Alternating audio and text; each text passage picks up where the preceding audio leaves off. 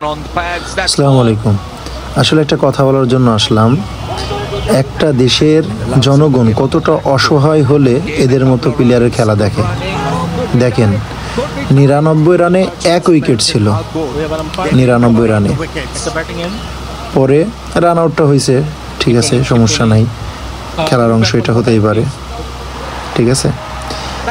তারপর থেকে যে এই যে একটার পর একটা যে শুরু হইল,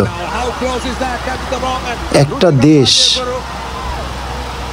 এটা বুঝে না তাদের সম্মানটা কিন্তু জড়িত এই প্লেয়ারদের উপর। কিন্তু আমরা হাজার হাজার লক্ষ লক্ষ টাকা এদেরকে বেতন দিয়ে রাখতেছি, এই জনগণের টাকা, পরিশ্রমের টাকা দিয়ে এদেরকে বেতন দিয়ে রাখা হয়, আর এরা খেলে। এটা কোনো খেলার মধ্যে পড়ে? একটা গ্রামগঞ্জেও যদি একটা নর্মাল খেলা হয়, তাও কখনো এমন জঘন্য খেলা হতে পারে না। এই যে একটার পর একটা শুরু হয়ে গেল। এই যে ইনি নাকি ক্যাপ্টেন,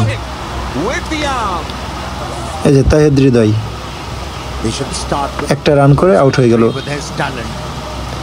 একটা টিম ৩টা রান করতে গিয়ে 5টা উইকেট কি করে ফেলে, মানে এটা আমাদের জন্য কোনো মাথায় আসে না।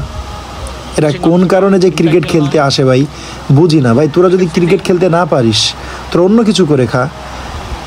এই বাংলাদেশে অনেক গরিব ঘরের সন্তান আছে, অনেক দরিদ্র ফ্যামিলির সন্তান আছে, যারা এই তোদের মতো প্লেয়ারদের কারণে বঞ্চিত হচ্ছে। তারা জাতীয় টিমে চান্স পাচ্ছে না একমাত্র তোদের কারণে। তোরা যদি এই নিয়মিত এইভাবে বাজে পারফরমেন্স করতেই থাকিস, আর ক্রিকেট বোর্ড তোদের যদি সুযোগ দিতেই থাকে, তাহলে যে আরও ট্যালেন্ট যে সমস্ত প্লেয়ারগুলো আছে তারা কি দোষ করলো? তোদের খেলা দেখতেও ঘৃণা লাগে, ঠিক আছে। যেখানে ৯৯ রানে ১ উইকেট হয়, সেখানে ১০৫ রানে ৮ উইকেট। লজ্জায় লাগে, যাতে তোদের প্রতি বিরক্ত ভাই।